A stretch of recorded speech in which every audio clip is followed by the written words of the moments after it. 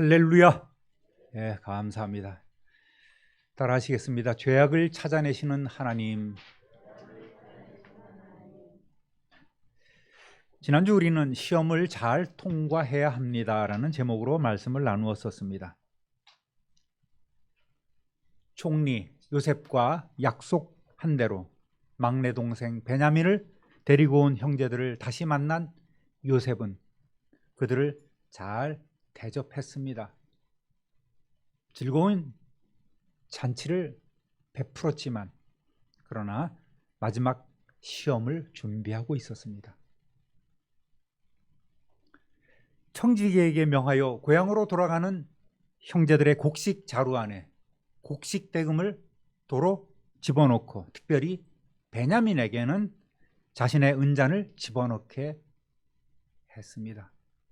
그리고는 가벼운 마음으로 돌아가는 형제들을 뒤쫓아가서 그들이 총리의 호의를 무시하고 귀한 은잔을 훔쳐갔다고 누명을 씌운 후에 도로 돌아오게 합니다.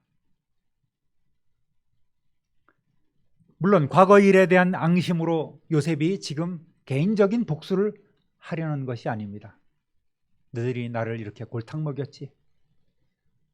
너희들도 한번 골탕 먹어봐라 하는 그런 마음이 아닙니다. 요셉은 이미 형들의 진심을 알았기에 굳이 형들을 시험하지 않아도 되었습니다. 이 모든 일에는 요셉에게 꿈을 꾸도록 하신 하나님의 계획이 있었고 요셉은 하나님께서 주시는 지혜로 이 일을 진행할 뿐입니다. 하나님께서는 형제들이 이 시험을 잘 통과함으로써 요셉에게 용서받게 하고 또 관계를 완전히 회복하여 이제는 한 가족으로서 또 장차 한 민족을 이루게 하여 당신의 백성으로 삼으시고 당신이 통치하시는 나라를 세우시려고 다 준비하신 것입니다. 성도 여러분, 오늘도 기대가 되십니까? 할렐루야! 이 더운 김이 이렇게 올라오면 자꾸만 눈을 감게 돼요. 그러니까 여기를 꼭 누르고 약간 숨을 좀 이렇게. 어느 목사님이 예배 때 그랬답니다. 다 벗으시라고. 식당 가서 다 벗어놓고 밥 먹고 공기 좋으면 바깥으로 나올 때 쓰고 그게 뭐냐고. 우리 다 벗을까요? 따라합니다. 죄악을 찾아내시는 하나님. 그럴 리가 있냐고. 우리는 절대 그런 험한 짓을 하지 않았다고, 도둑질을 하지 않았다고 극구 부인하던 형제들은 훔친 자만 종이 되기로 청지기와 약속 아닌 약속을 하게 되죠. 만약에 나오면 우리가 다 종이 되겠습니다. 그럴 필요 없어. 훔친 자만 종이 되면 되는 것이요. 그런데 그 은잔이 요셉이 함정을 판 대로 베냐민의 그 곡물 보따리에서 나온 거예요. 베냐민이 은잔을 훔쳤다고 오해를 한 형들은 그에게 모든 책임을 전가하고 네가 훔쳤으니, 네가 저질렀으니 네가 여기서 노예가 되어라 하고 냉정하게 가나안으로 돌아갈 수 있었습니다. 그러한 선택권이 그들에겐 주어졌어요. 이미 과거 요셉을 죽이려다가 요셉을 팔았던, 완악했던 때 같으면 아마도 이들은 그렇게 했을지 모르겠습니다. 그런데 형제들은 어느 누구라도 할 것 없이 참담한 마음으로 그들의 옷을 찢고 성으로 돌아갑니다. 베냐민을 책망하지도 않습니다. 베냐민이 함께 돌아갈 수 없다는, 그가 종이 되어야 된다는 최악의 상황 아래서 형제들은 베냐민을 염려하며 또 눈이 빠지도록 기다리고 있을 아버지 야곱을 걱정하며 함께 지금 난감한 심정으로 요셉에게 나아가 엎드립니다. 네 번째 엎드리는 거예요 벌써. 14절 15절 함께 읽어보겠습니다. 유다와 그의 형제들이 요셉의 집에 이르니 요셉이 아직 그곳에 있는지라 그의 앞에서 땅에 엎드리니 요셉이 그들에게 이르되 너희가 어찌하여 이런 일을 행하였느냐? 나 같은 사람이 점을 잘 치는 줄을 너희는 알지 못하느냐? 아멘. 애굽의 신통력은, 이 요셉의 신통력은 이미 국제적으로 유명하지 않습니까? 게다가 청지기까지 이 잔을 가지고 늘 점을 치는 분이라고 말하니 형제들은 결코 총리를 속일 수 없다고 생각합니다. 정직만이 그들에게는 최선의 길이 되는 거예요. 이때 유다가 다시 나섭니다. 16절, 유다가 말하되 우리가 내 주께 무슨 말을 하오리이까? 무슨 설명을 하오리이까? 우리가 어떻게 우리의 정직함을 나타내리이까? 하나님이 종들의 죄악을 찾아내셨으니 우리와 이 잔이 발견된 자가 다 내 주의 노예가 되겠나이다. 아멘. 유다는 모든 것이 정확하게 밝혀진 이 상황에서, 또한 신적 지혜를 가지고 있는 총리 앞에서 자신들은 어떠한 변명도 할 수 없음을 지금 인정하고 있습니다. 그러면서 자신들이 의도했던 의도하지 않았던 하나님께서 종들의 죄악을 찾아내셨다고 고백하고 있는 거예요. 애굽 총리를 만날 때마다 자꾸만 이상한 일이 생깁니다. 과거 자신들이 저지르고 아버지를 속이면서 지금까지 침묵해왔던 동생 요셉에 관한 일들이 자꾸만 생각나게 되는 거예요. 최근 이 일로 인해서 형제간의 다툼도 종종 일어납니다. 후회하기도 하고 또 회개하기도 했지만 이제는 자신들이 해결할 방법이 없는 거예요. 자신들이 팔았던 요셉은 죽었는지 그 생사를 알 길이 없습니다. 어디서 비참하게 고생하다가 쓸쓸히 죽어갔는지도 알 수 없어요. 그러니까 자기들은 이제 더 이상 해결할 방법이 없는 것이죠. 유다는 어떤 사람이었습니까? 과거에 동생을 애굽에 노예로 팔아버린 그 주동자 장본인입니다. 또한 창세기 38장에서도 며느리 다말과도 비정상적인 관계로 엮인 사람이기도 합니다. 그만큼 좀 수준 아래의 사람이라고 볼 수 있어요. 37장 26절 27절 읽어봅니다. 유다가 자기 형제에게 이르되 우리가 우리 동생을 죽이고 그의 피를 덮어둔들 무엇이 유익할까? 자, 그를 이스마엘 사람들에게 팔고 그에게 우리 손을 대지 말자. 그는 우리의 동생이요 우리의 혈육이니라 하며 그의 형제들이 청종하였더라. 물론 죽이는 것보단 나았습니다. 그렇지만 애굽으로 동생을 노예로 팔아먹고 몇 푼 돈을 나누어 가진 사실은 용서받지 못할 중죄인 거예요. 그 죄의 결과가 이제는 그 동생 베냐민에게까지 노예로 전락시킬 수 있다는 두려움으로 다가오게 된 것입니다. 제 형도 우리가 팔아먹었어. 이제는 동생도 지키지 못하고 동생도 이곳에 노예로 버려지겠구나.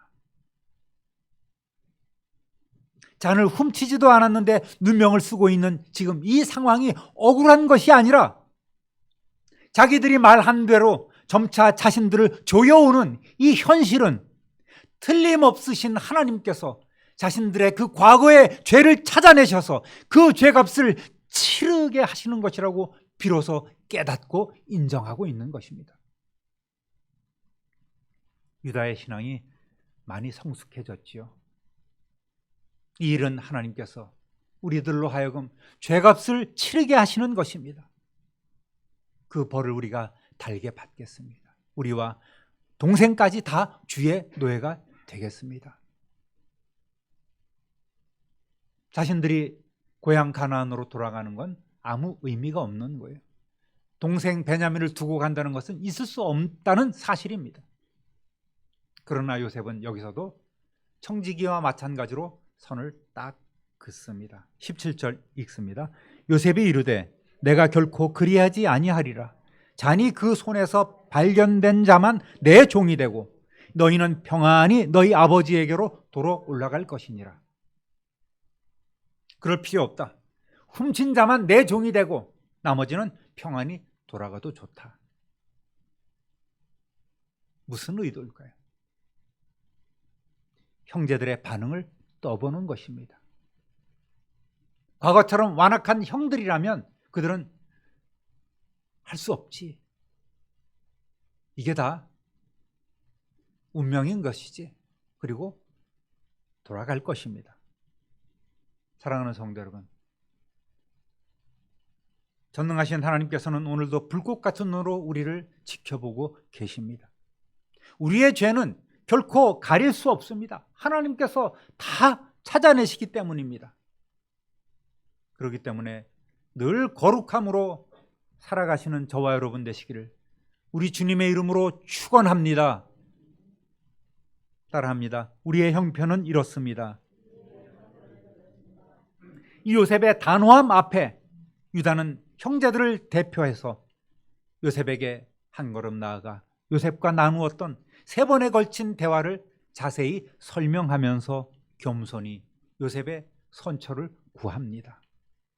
번거롭지만 다 읽어보겠습니다. 특별한 설명이 필요 없습니다. 19절 20절 이전에 내 주께서 종들에게 물으시되 너희는 아버지가 있느냐 아우가 있느냐 하시기에 우리에게 아버지가 있으니 노인이요 또 그가 노년에 얻은 아들 청년이 있으니 그의 형은 죽고 그의 어머니가 남긴 것은 그뿐이므로 그의 아버지가 그를 사랑하나이다 라고 말씀드렸습니다.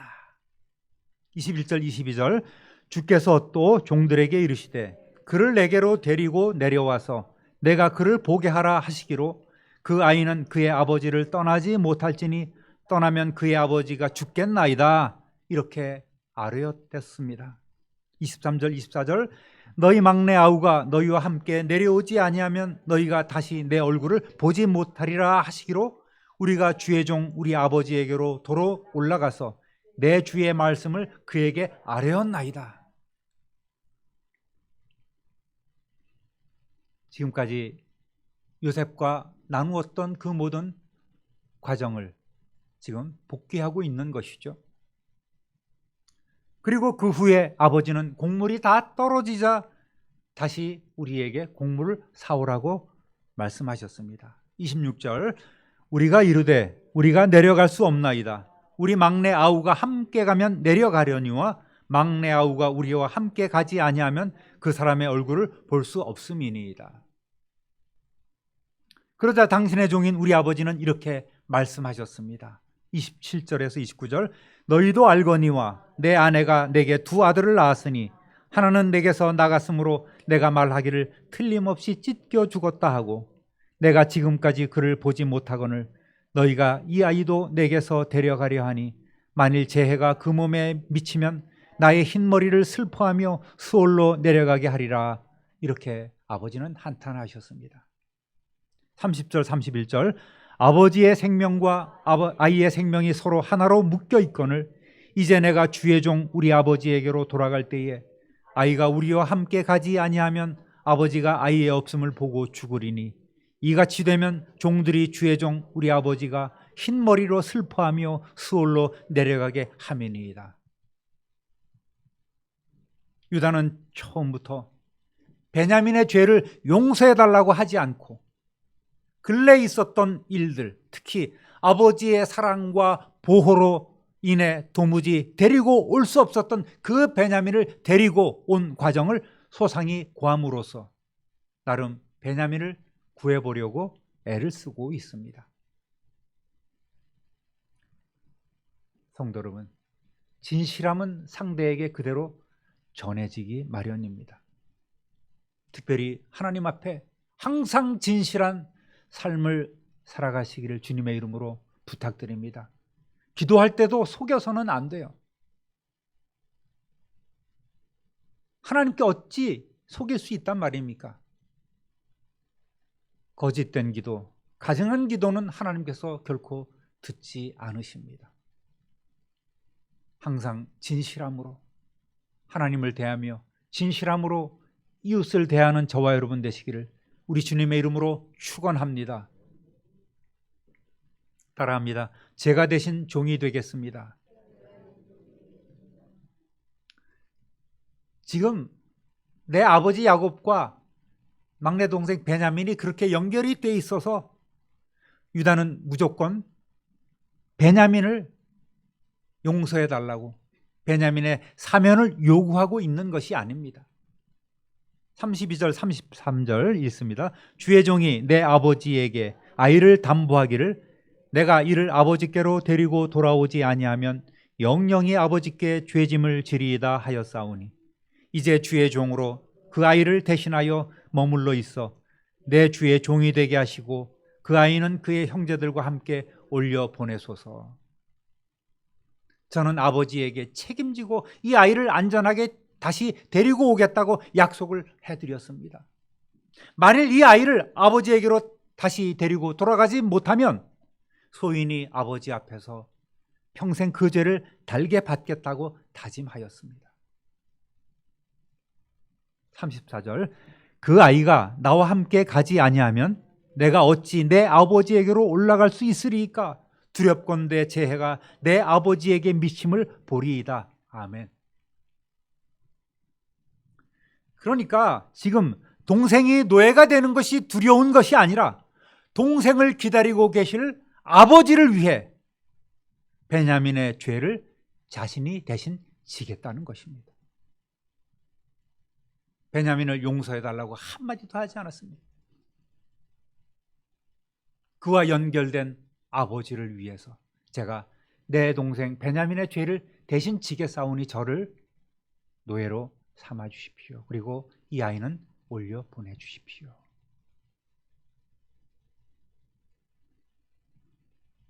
영적으로 추상 같은 이 요셉의 겉모습은 마치 우리를 죄인으로 정죄하는 율법과 같습니다. 유다의 중보는 죄인된 우리를 위해 대신 십자가를 지시고 우리의 모든 죄 문제를 해결해 주시고 지금도 하나님의 보좌 우편에서 우리를 위해 간구하고 계시는 예수 그리스도의 모습을 발견하게 됩니다. 유다는 베냐민을 위한 중보자가 된 것이 아닙니다. 형제를 위한 중보자요, 아버지를 위한 중보자가 되었습니다. 또 요셉과 형제들을 하나로 뭉치게 하는 그런 중보자의 사명을 감당한 것입니다. 본인은 그것을 알지 못했을 거예요. 이 유다의 헌신은 모든 것을 하나로 뭉치게 하는 그런 놀라운 기적을 일으켰습니다. 아버지를 위하는 길이 지금 동생을 구하는 길이 됩니다.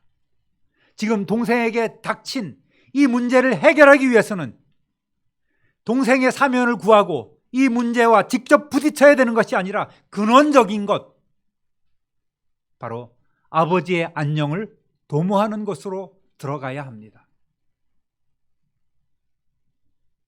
달리 적용한다면 내 삶의 문제를 해결하기 위해서 하나님 앞에 하나님 아버지 이것도 해결해 주시고 이것도 용서해 주시고 이것도 책임져 주세요. 이것도 하나님 도와주시기 바랍니다. 이렇게 그 문제를 가지고 하나님과 협상하듯이 하는 것이 아니라 먼저 하나님의 영광과 하나님의 나라를 위해서 우리는 기도해야 하는 거예요.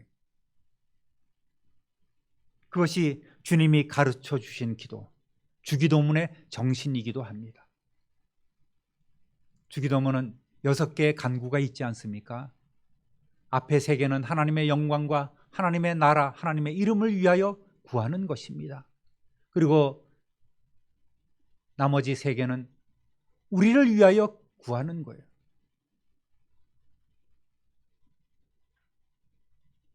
먼저 그 나라와 그 의를 구하라고 하신 의미가 바로 이런 데 다 숨어 있는 것이죠.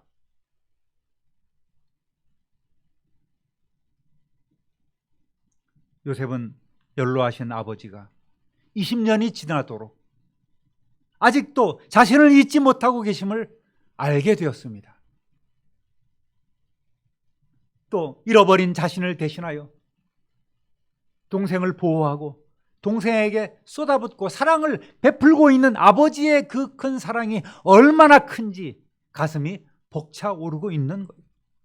콧날이 시큰해지는 것입니다. 또 아버지의 일방적인 편애를 받고 있는 베냐민, 그럼에도 불구하고 동생을 위한 형 유다의 그 중보도 감동스럽습니다. 또 아버지를 위한 유다의 효심이 어찌 그리 큰지 이제는 그 요셉을 완전히 흔들고 있는 거예요. 작다면 작을 수 있는 이 요셉이 책임지고 나서는 이 모습이야말로 다 모든 것이 녹여지고 모든 문제가 해결되고 모든 문제가 다 풀어지고 온전히 하나가 되는 그런 결정적인 계기가 된 것입니다. 이 사건이 어떻게 마무리될까요? 다음 주를 기대해 주시기 바랍니다. 할렐루야. 사랑하는 참빛누리교회 성도 여러분, 오늘 말씀을 통해 우리는 어떤 것을 깨닫게 됩니까? 우리의 죄는 하나님 앞에 밝히 드러나게 되어 있습니다.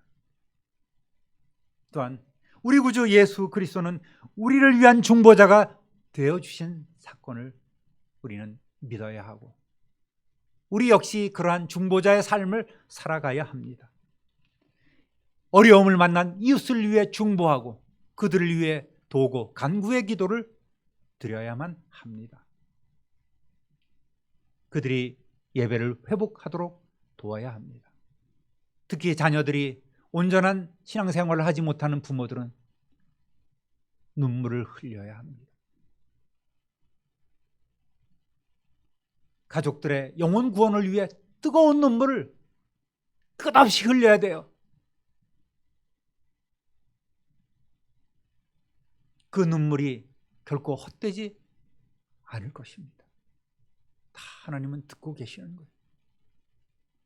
그 하나님의 때까지 기다리고 인내하시고 참고 또 기도로 무릎으로 나아가시는 저와 여러분 되시기를 주님의 이름으로 축원합니다. 거룩하신 하나님 앞에 나와 진실한 예배자로 설 수 있도록 더 중보하며 돕는 저와 여러분 되시기를 우리 구주 예수 그리스도의 이름으로 축원합니다. 축원합니다. 축원합니다. 존귀하신 하나님 아버지, 하나님께서는 요셉을 통하여 한 걸음 한 걸음 그들이 형제들이 서로 용서하며 화합할 수 있는 길로 인도해 가고 계심을 봅니다. 하나님의 그 불꽃 같은 눈앞에 우리의 죄는 감출 길이 없음을 고백합니다. 하나님 앞에 늘 진실하게 하시고 늘 거룩한 삶을 살아갈 수 있도록 성령 하나님 친히 우리를 다스려 주시고 주장하여 주옵소서. 어려운 일을 만난 이들에게 그들을 위하여 늘 중보하며 기도로 돕는 우리의 삶이 되게 하여 주옵소서. 예수님께서 그 모든 일들에 대한 모범을 보여주셨듯이 우리도 내 몫의 태인 사명의 십자가를 지고 나아가며 한 걸음 한 걸음 더불어 함께 하나님 앞에 나아가는 우리 모두가 되게 하여 주옵소서. 그러한 가정, 그러한 참빛누리교회 공동체 이루어가게 하여 주옵소서. 예배가 온전히 우리의 삶 가운데 회복될 수 있도록 성령 하나님 주장하여 주옵소서. 감사와 찬송과 영광을 하나님께 돌리옵고 능력 많으신 우리 구주 예수 그리스도의 이름으로 축복하며 기도 올립니다. 아멘.